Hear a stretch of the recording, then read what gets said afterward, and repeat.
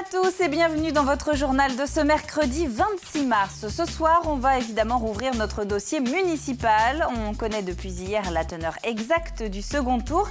Quels candidats se maintiennent, lesquels finalement jettent l'éponge? Eh bien, les détails, c'est dans un instant. La taille des vignes aussi ce soir. C'est en ce moment que les viticulteurs préparent le terrain en vue de la récolte 2014. Un petit peu plus tard que d'habitude d'ailleurs à cause d'un hiver plutôt inhabituel. Et puis on vous en montrait les premières images dès vendredi. Nature Zoo à Mervan accueille de nouveaux pensionnaires, des loutres du Canada qui sont pour l'instant en pleine adaptation avant le lancement de la haute saison. Et on commence donc ce journal avec un point définitif sur les candidatures du deuxième tour des municipales en Vendée. On le disait lundi, il reste 29 communes dans le département dont il faut encore élire le conseil municipal. Toutes les autres, 253 au total, ont choisi le leur dès dimanche dernier. Les candidats, eh bien, ils avaient jusqu'à hier soir 18h pour se faire connaître. Au final, regardez, dans les villes de plus de 1000 habitants, là où il y a des listes donc, 11 triangulaires, dont Talmont-Saint-Hilaire, puisqu'on a appris le retrait de la liste d'hiver droite de Lionel Vrignon. Les électeurs auront donc le choix entre 3 candidats, 11 triangulaires en Vendée, donc, mais aussi une quadrangulaire au Fenouillet, près de Saint-Hilaire-de-Riez, et 2 duels à Saint-Gilles-Croix-de-Vie, où la candidate PS Patricia Cerejo a finalement décidé de se retirer, et un duel à La Roche-sur-Yon. La Roche-sur-Yon, où la situation est donc beaucoup plus claire maintenant. Hier soir, Pierre Regnault et Anita Chariot ont fait conférence de presse commune pour annoncer le ralliement de la liste Front de Gauche à celle du maire sortant PS pour le second tour. 6 membres de la liste d'Anita Chariot sont d'ailleurs inclus à la nouvelle liste déposée en préfecture par Pierre Regnault. Il y a eu une négociation qui a été empreinte de responsabilité de l'ensemble des deux côtés pour pouvoir apporter une vraie réponse. L'objectif pour nous étant non pas de se compter les uns les autres, mais bien de faire en sorte que la gauche gagne à La Roche-sur-Yon. Il fallait se rassembler et donc nous avons discuté évidemment, mais ça a été plutôt... on avait été tendu vers le même objectif, donc je pense que c'est un accord équilibré qui respecte les forces politiques en présence et qui, me semble-t-il, est capable de rassurer effectivement les Lyonnais et de donner une nouvelle dynamique à cette campagne pour qu'on soit effectivement plus fort et que tout le monde, toutes les forces de progressistes aillent voter pour préserver les acquis. C'est très important. Aucun accord n'a en revanche été trouvé entre le candidat de la droite et du centre Luc Boire avec le d'hiver droite Raoul Mestre. Raoul Mestre qui regrette que cette fusion n'ait pas eu lieu. J'espère qu'il y aura une nouvelle équipe à La Roche-sur-Yon, mais chacun se décidera en son âme et conscience. C'est pas à moi aujourd'hui, puisqu'il n'y a pas eu de fusion, de donner un avis et de même perturber la campagne de mon collègue d'à côté. Voilà, c'est à lui de faire sa campagne. Nous n'avons pas abouti à un accord, ce qui n'empêche absolument pas le respect pour l'homme qui s'est bien battu dans cette campagne. L'idée première de donner l'alternance à La Roche-sur-Yon, de redonner la liberté à La Roche-sur-Yon est la même. Et j'appelle tous les électeurs de M. Mestre à se joindre à nous pour proposer l'alternance à La Roche-sur-Yon.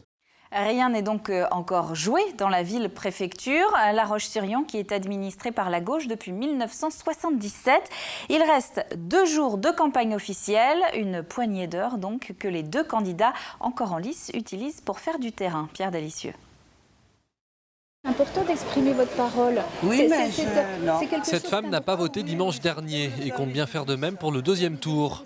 C'est pour convaincre les réticents que depuis lundi, militants de droite comme de gauche sont dans la rue. Ça se passe sur le terrain, effectivement. On ne fera pas de meeting cette fois-ci, cette semaine, et on va rencontrer les parents, parler aux jeunes, parler aux anciens, parler aux habitants pour pouvoir les convaincre de ne pas se tromper de vote. Alors chaque minute compte au vu des scores très serrés de dimanche dernier. Chaque voix pourrait peser dans la balance. Pour les candidats, une véritable course contre la montre. Allez, et puis dimanche prochain, on y croit ? Non, on n'a pas une minute à perdre puisque il faut qu'on gagne cette ville. Et pour gagner cette ville, il faut qu'on aille à la rencontre de tous les Lyonnais. Et c'est ce que l'on fait depuis lundi matin, ce qu'on va faire jusqu'à vendredi soir puisque la campagne s'arrête vendredi soir. Une dernière ligne droite qui permet également aux Lyonnais de rencontrer leur futur maire. Une rencontre le plus souvent bien accueillie. le fait qu'il est venu me voir comme ça me fait plaisir. Ça fait chaud au cœur. Quand on n'est pas trop au courant, comme moi, j'arrive à La Roche. Donc oui, ça permet de discuter avec les représentants, bien sûr, c'est utile. Plus que 2 jours pour convaincre, 2 jours qui ne seront pas de trop loin de là. À La Roche-sur-Yon, dimanche dernier, 40% des électeurs ne sont pas allés voter. Un mot des chiffres du chômage à présent, connus depuis 18 heures. Des chiffres une nouvelle fois en hausse par rapport au mois dernier, plus 0,9%. La France compte 31 500 demandeurs d'emploi en plus depuis fin janvier. Des chiffres qui risquent de grossir encore un petit peu plus dans les prochains mois, notamment en Vendée. Même si la campagne électorale a tendance à l'éclipser, le dossier Fagor-Brandt n'est toujours pas classé. Le tribunal de commerce de Nanterre devait se réunir demain pour travailler sur les offres de reprise. Mais avec l'Espagne qui bloque la vente des marques du groupe, il se pourrait que ce rendez-vous soit une nouvelle fois reporté. En tout cas, ce qui est sûr, c'est qu'une centaine de salariés vendéens de Fagor-Brandt étaient devant la préfecture de Vendée ce matin. Un rassemblement pour souligner l'épuisement des salariés qui attendent d'être fixés sur leur sort depuis novembre dernier. On ira jusqu'au bout, jusqu'à rester dans l'usine pour sauver nos emplois. Même si on a des réponses, on sait que la réponse ne sera pas facile à la fin, mais on ira jusqu'au bout, on ira jusque dans nos usines, on ira s'enfermer dans nos usines pour montrer que même si le savoir-faire s'en va, on est encore là et on n'a pas envie que ça s'en aille. Ça fait 26 ans pour moi que je travaille là-bas, certains c'est 30 ans, d'autres un peu plus, 33 ans, 35 ans. On y tient notre usine, donc on ne lâchera rien, jusqu'au bout on ne lâchera rien. Quant aux salariés de Pliserolles, dont l'usine a été liquidée fin 2012, le Conseil des prud'hommes ne rendra finalement pas de jugement. Les représentants n'ont pas réussi à se mettre d'accord quant au choix du motif de licenciement. Une audience de départage devrait avoir lieu en fin d'année au tribunal d'instance.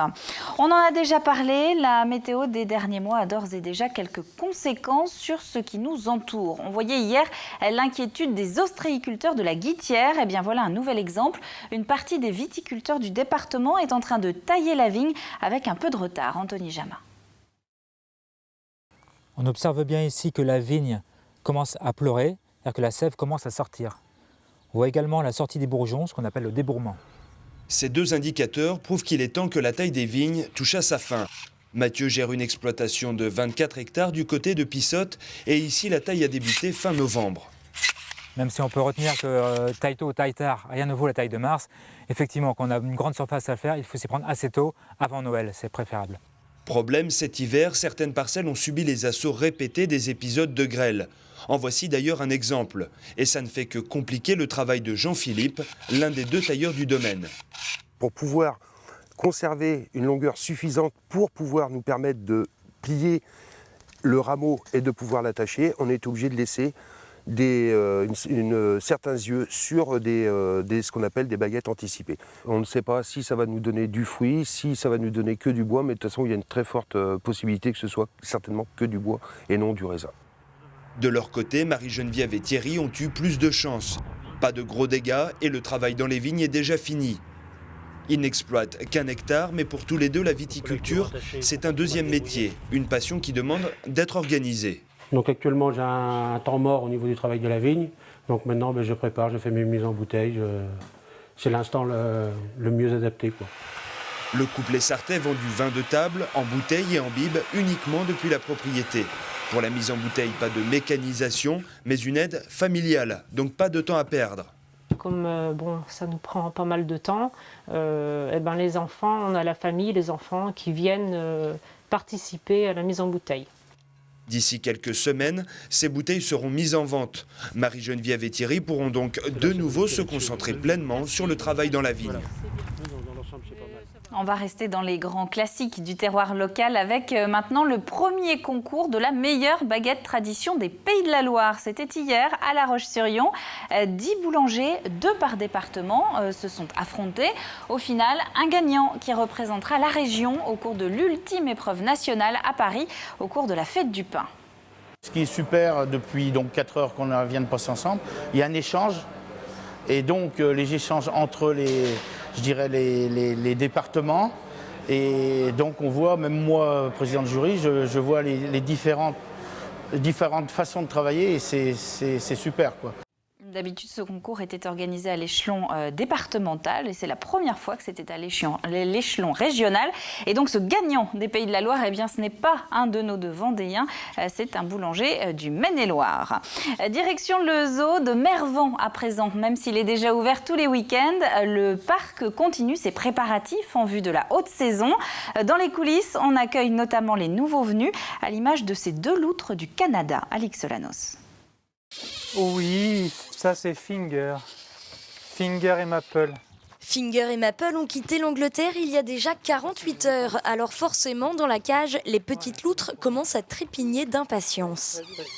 Elles ont voyagé en plus avec d'autres espèces, donc ça fait 48 heures qu'elles sont donc dans des caisses qui étaient évidemment aménagées pour elles. Mais pour une espèce, encore une fois, qui est très impatiente, qui est très curieuse, 48 heures dans ces conditions-là, c'est un peu compliqué. Donc je pense qu'elles sont très contentes d'être arrivées. Tu dis bonjour à la Vendée ? Ils ne sont que 3 parcs zoologiques en France à présenter des loutres du Canada. Alors si chaque arrivée est toujours un grand moment pour le Nature Zoo de Mervan, celle-ci a une saveur toute particulière. Depuis des mois, le zoo s'est d'ailleurs lancé dans des travaux pour accueillir au mieux ses nouvelles pensionnaires. Pas encore. Tu vas la couper en 2 sur la manche. Vas-y. Super. Voilà, c'est le début de l'aventure pour nous ici et puis pour elle ici aussi. Finger et Maple resteront quelques jours à l'intérieur, le temps de s'acclimater à leur nouvel environnement et devraient faire leur première apparition publique pour le début des vacances de Pâques. Nature Zoo qui devrait accueillir 8 autres animaux début avril et qui attend aussi quelques naissances. Le temps de ce jeudi avant de se quitter, eh bien un jeudi qui s'annonce sec mais froid le matin avec quelques risques de gel d'ailleurs. Ça risque d'être blanc par endroits dans le département. Les averses risquent aussi de recouvrir la Vendée l'après-midi. Mais la bonne nouvelle, parce qu'il y en a une, eh bien c'est qu'arrive vendredi la douceur, voire de la chaleur et ce jusqu'à dimanche soir. Le bulletin complet, c'est juste après le journal avec évidemment Armelle Pavageau. C'est la fin de cette édition. Merci à vous de l'avoir suivi. On se retrouve évidemment demain, même heure, pour le prochain point sur l'actu vendéenne. D'ici là, très bonne soirée à vous tous sur TV Vendée et à demain.